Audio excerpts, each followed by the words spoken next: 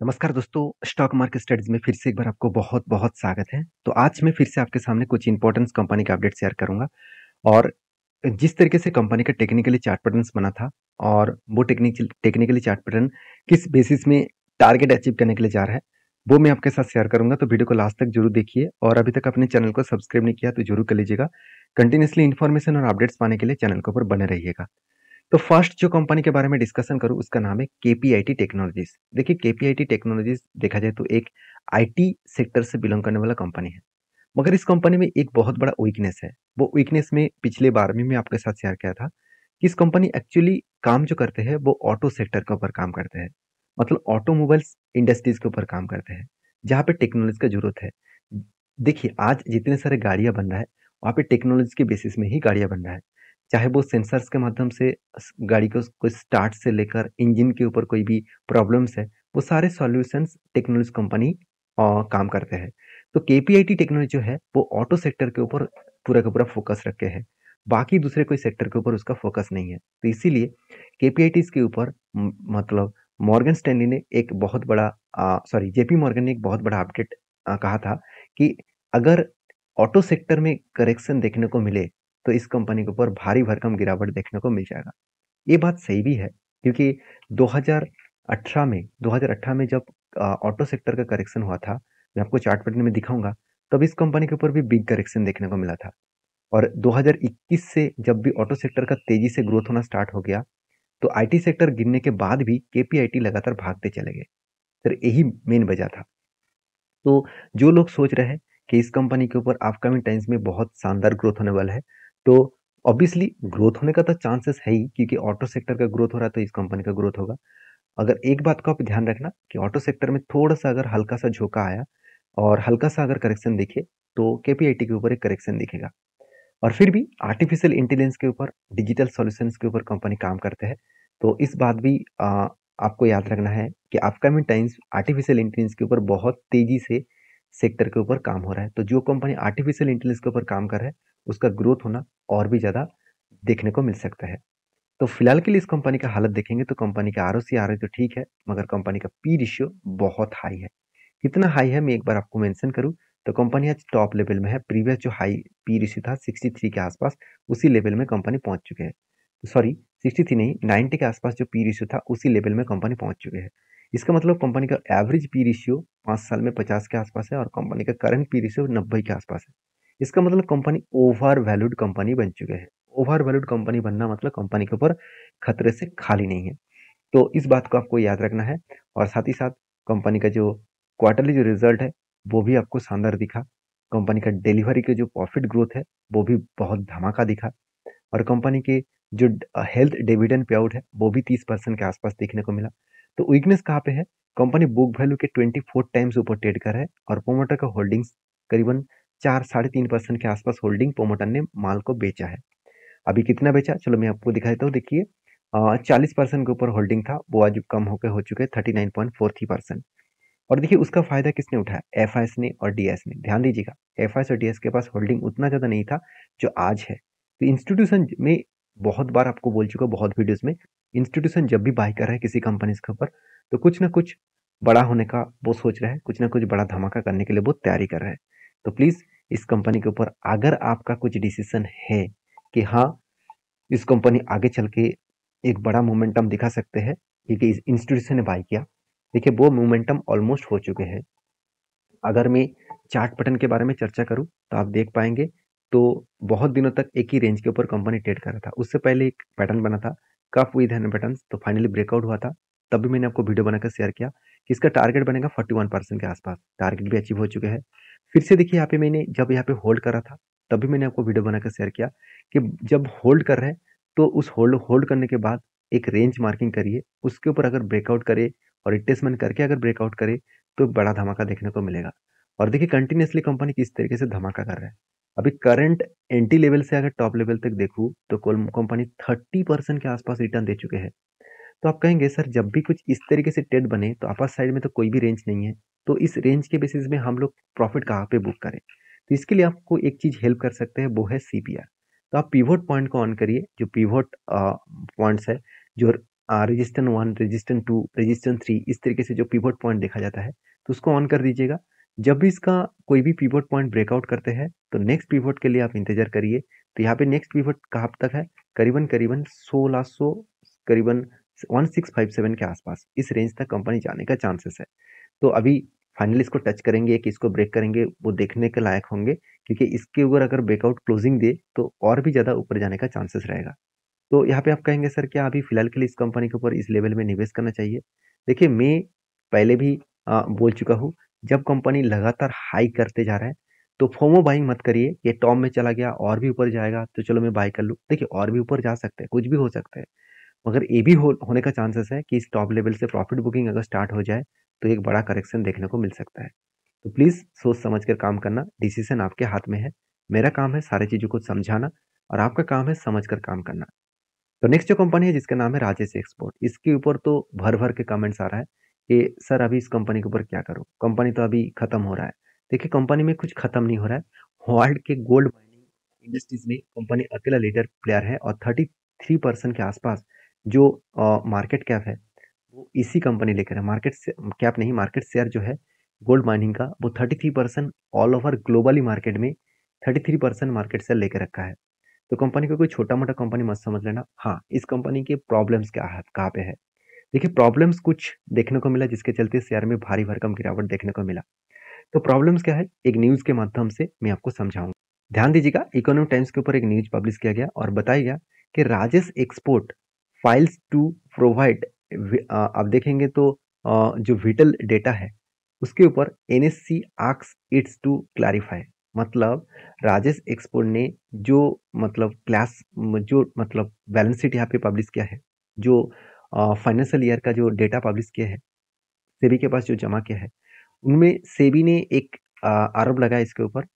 आप देख सकते हैं the national stock exchange has sued clarification from the Rajesh export for the not disclosing it's cash flow statement. तो cash flow statement को disclose क्यों नहीं किया गया, उसके ऊपर एक आरोप लगाया इस राजेश एक्सपोर्ट के ऊपर। देखिए जब भी कोई सेबी के ऊपर आरोप लगता है, सेबी की तरफ से आरोप लगता है, आरबीआई की तरफ से आरोप लगता है, तो कंपनी के ऊपर थोड़ा सा तो करेक्शन होगा ही, क्योंकि अ, वो एक नेगेटिव सेंटीमेंट है। नेगेटिव सेंटीमेंट मतलब मार्केट में हमेशा लोग देखिए बाय जितना तेजी से करते हैं उससे कई गुना ज्यादा लोग सेल करते हैं, क्योंकि उसको यही लगता है कि चलो मैं 500 निवेश किया था, अगर कंपनी लॉसेस में चल रहा है, 400 चल रहा है, तो यहाँ पे मैं निकल जाऊँ तो भी मेरा 100 रुपीज का लॉस होगा, ज्यादा लॉस नहीं होगा। अगर मैं यहाँ पे रुक जाऊँ तो 200 अगर आ गया तो मेरा तो 50% से ज्यादा लॉस हो जाएगा। तो यही सोचकर वो लोग क्या करते हैं, माल को बेचते हैं।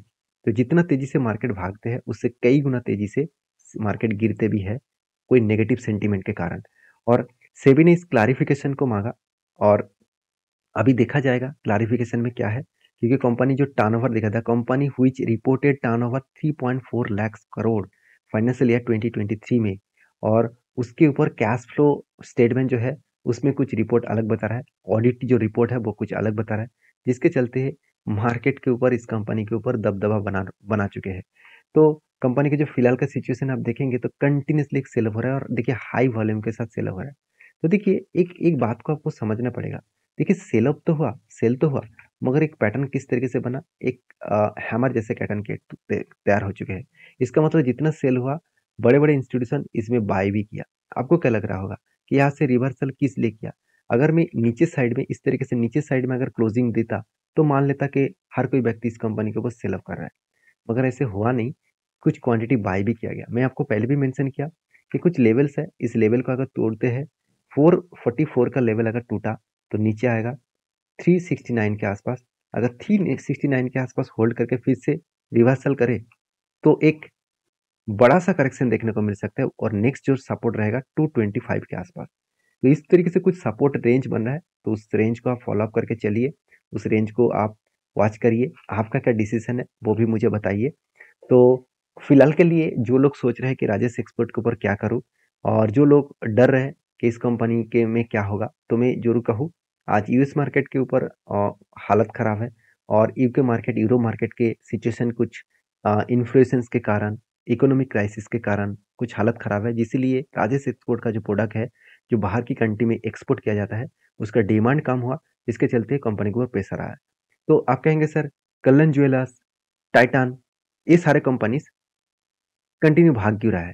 ठीक है, देखिए जो वो लोग जो मार्केट को कैप्चर करके रखे हैं वो इंडियन मार्केट में वो ज़्यादा से ज़्यादा प्रोडक्ट को सेल करते हैं और इंडिया में डिमांड आज भी है और मुझे लगता है फ्यूचर में भी रहने वाले हैं। और इस बात को आपको ज़रूर देखना चाहिए। हाँ, मुझे दो दोस्तों ने कमेंट्स भी किए कि सर आपने तो कुछ इस तरीके से रेंज को ट्रेड कर मतलब रेंज को बताया था कि इस तरीके से रेंज बने तो ट्रेड लेना चाहिए। अगर मान के चलिए मैंने अपने रेंज के हिसाब से ट्रेड भी लिया, तो सिचुएशन वाइज़ क्या करना पड़ेगा? देखिए, अगर आपको करेक्शन हो रहा है, तो मेरे हिसाब से आपको कंपनी के फंडामेंटल्स फाइनेंशियल चेकआउट करना पड़ेगा। अगर फंडामेंटल फाइनेंशियल ठीक-ठाक है, अगर सेबी ने जो आरोप लगाया वो भी अगर गलत निकला, तो कंपनी फिर से रिकवरी करेगा। अगर वो सही नहीं है, अगर उसका फाइनेंशियल फंडामेंटल्स बैलेंस शीट में सब कुछ डेटा सही नहीं है, तो भारी भरकम गिरावट देखने को मिलेगा। तो बाकी देखिए, हर किसी कंपनी आपको प्रॉफिट देगा ऐसे होगा नहीं। तो इसलिए मैं बार-बार बोलता हूँ, आप एक स्टॉक के ऊपर पूरा का पूरा पैसा मत लगाइए। मान के चलिए आपके पास 1 लाख रुपया है और आप सोच रहे हैं कि मैं 2 ही कंपनी के ऊपर इन्वेस्ट करूँगा 50-50 करके, तो बिल्कुल मत करिए। आपके पूरा के पूरा इन्वेस्टमेंट का 5% से ज़्यादा 3 से 5%, अगर आप बिगिनर हैं 3%, और अगर आपको 2-3 साल का एक्सपीरियंस है तो 5%, और आपका 10 साल का एक्सपीरियंस है तो आप एटलीस्ट 8-10% के आसपास जा सकते हैं। तो इस तरीके से परसेंटेज को कैलकुलेशन करके निवेश करिए। इसका मतलब मान के चलिए मैं अगर यहाँ पे होता कि राजेश एक्सपोर्ट के ऊपर निवेश करता, तो 1 लाख रुपए में मैं 5% से ज़्यादा निवेश ही नहीं करता। अगर 5% में मुझे लॉस भी होता तो कोई फ़र्क नहीं पड़ेगा, क्योंकि बाकी कंपनी तो मुझे प्रॉफ़िट दिया ना। तो मेरे पास अगर 10 कंपनी है, इसमें से 8 कंपनी 7 कंपनी मुझे प्रॉफ़िट दे रहा है, 3 कंपनी अगर लॉस भी दे, तो भी मेरे प्रॉफ़िटेबल पोर्टफोलियो में दिखेगा। तो यही करना है आपको। तो हर किसी का देखिए हर कोई कंपनी के ऊपर प्रॉफ़िट चाहिए, ऐसे होगा नहीं है। ये मार्केट है, यहाँ पे हर कोई प्रॉफ़िट आपको नहीं देंगे। हाँ, अगर आपको कंपनी के ऊपर भरोसा है, तो उसके लिए आप इंतज़ार कर सकते हैं, तो उस कंपनी फिर से आपको रिटर्न दे पाएँगे। तो आपकी क्या राय है इस कंपनी के ऊपर ज़रूर कमेंट्स करना। नेक्स्ट जो कंपनी है उसका नाम है ओलेक्ट्रा गिनटेक लिमिटेड। देखिए जो कंपनी एक धमाका परफॉर्मेंस करने वाला कंपनी है, कंपनी अलग लेवल का धमाका किया क्योंकि ईवीज़ बसेस बनने वाला कंपनी है। तो ईवी बसेस इंडस्ट्रीज़ में इस कंपनी लगातार ग्रोथ कर रहा है और कंपनी को लगातार प्रोजेक्ट मिलते भी जा रहे हैं। अगर कंपनी के प्रोजेक्ट के बारे में बात करूँ तो कंपनी को इस बार फिलहाल के लिए जो ट्रेड रिसीव हुआ करीबन 520 करोड़ के आसपास। उनमें से पिछले दिनों में एक रिपोर्ट आया था बिजनेस लाइन्स के ऊपर। देखिए as as the EV buses order book आप देख सकते हैं, कंपनी ओलेक्ट्रा जो गिनटेक है वो उन्होंने is to fast track its new factory project. तो कंपनी न्यू फैक्ट्री प्रोजेक्ट यहाँ पे इनबिल्ड करने के लिए जा रहा है। कंपनी का टोटल आप देखेंगे तो ऑल्सो कंपनी के प्राइम मिनिस्टर यही बता रहे हैं कि ईवी बसेस जो सेवा है वो प्रोग्राम्स के लिए टेंडर देने वाला है 10,000 बसेस का, which is likely to open by next month। तो मतलब 10,000 का जो टेंडर कंपनी यहाँ पे ओपन करने जा रहा है, जिसमें से हर कोई ईवीज बसेस कंपनी पार्टिसिपेट लेने वाला है टेंडर के लिए। तो वहाँ पे ओलेक्ट्रा गिनटेक भी टेंडर लेने वाला है। तो मुझे लगता है अगर इस टेंडर ओलेक्ट्रा गिनटेक को मिले तो कंपनी तो रॉकेट बन सकता है। तो मैं जरूर कहूँगा कि इस तरीके से न्यूज के बेसिस में आपको कंपनी का बिजनेस के बारे में पता चलता है।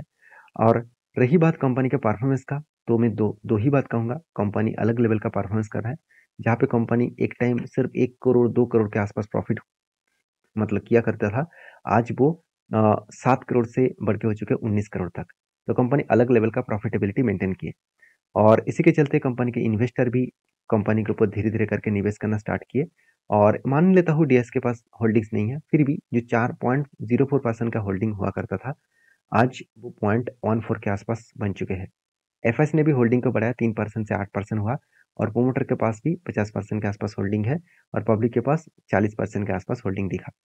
तो रही बात इस कंपनी का लास्ट कुछ फ्यू मंथ्स का डेटा दिखा दूं तो कंपनी के ऊपर पिछले दिन में कंपनी के ऊपर एक वॉल्यूम जो है वो ट्रेडिंग जैसा वॉल्यूम ज़्यादा देखने को मिला, क्योंकि इस तरीके से न्यूज आने के बाद ट्रेडिंग ही ज़्यादा होते हैं, इन्वेस्टमेंट कम होता है और उसके बाद अगर वो कंफर्मेशन हो जाता है कि हाँ कंपनी को ही टेंडर मिला तो इंस्टीट्यूशन भी कंटिन्यूसली बाय करते रहते हैं। तो रही बात इस कंपनी के चार्ट पैटर्न का, तो मैंने आपको लेवल मेंशन करके दिया था कि यहाँ पे एक स्ट्रांगली रेजिस्टेंस था, इस रेजिस्टेंस को ब्रेकआउट किए और फाइनली यहाँ पे कंफर्म भी किया और उसके बाद देखिए एक रेंज के ऊपर कंपनी ट्रेड कर रहा था। मैंने आपको ये भी बताया कि इस रेंज को ब्रेकआउट करेगा तो एक बड़ा सा टारगेट बन सकता है। तो एंट्री लेवल से अगर टारगेट यहाँ तक मैं अगर देखूँ तो ऑलमोस्ट आपको 25% के आसपास टारगेट मिल सकता है। तो छोटा मोटा टारगेट मत समझ लेना। अगर इस टारगेट मिले तो कितने दिनों तक मिलेगा वो तो पता नहीं, तो मुझे लगता है टारगेट मिलने का चांसेस है। बाकी देखा जाएगा कब टारगेट मिलता है, और टारगेट मिलने के बाद नेक्स्ट जो डिसीजन क्या होगा वो भी मैं आपके साथ शेयर करूंगा। तो सारे वीडियोस में एजुकेशन पर्पस में शेयर करता हूँ, कोई भी मेरे तरफ से बाय एंड सेल का रिकमेंडेशन नहीं होता है। तो प्लीज आपके डिसीजन के हिसाब से ही काम करना। नेक्स्ट जो कंपनी है उसका नाम है शाली इंजीनियरिंग प्लास्टिक लिमिटेड। तो शाली इंजीनियरिंग प्लास्टिक लिमिटेड जो कंपनी देखा जाए तो एक प्लास्टिक प्रोडक्ट मैन्युफैक्चरिंग कंपनी है, और इस कंपनी के ऊपर एक बहुत बड़ा अपडेट आया वो है स्प्लिट का। तो कंपनी 23 तारीख को आपको स्प्लिट के हिसाब से एक्स्ट्रा बेनिफिट देने वाला है, और कंपनी का फेस वैल्यू 10 से 2 होने वाला है। इसका मतलब हर एक शेयर के बदले आपको 5 शेयर मिलने वाला है। तो कंपनी के ऊपर रिसर्च करना, उसके बाद स्प्लिट पाने के लिए कंपनी के ऊपर स्टडी करके काम करना। तो वीडियो में अगर जानकारी अच्छा मिले तो प्लीज़ लाइक करना, दोस्तों के साथ भी शेयर करना। मिलते हैं नेक्स्ट वीडियो में, तब तक के लिए अच्छे से रहिए, अपने ख्याल रखिए। धन्यवाद।